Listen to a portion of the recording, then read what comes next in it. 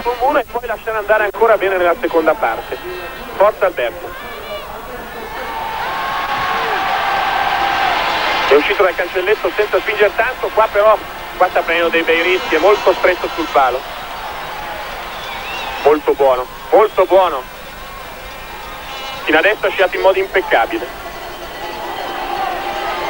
Qui comincia a girare, questo è il suo terreno preferito, attenzione all'intermedio, alla grande, 11 centesimi di vantaggio, forza Alberto.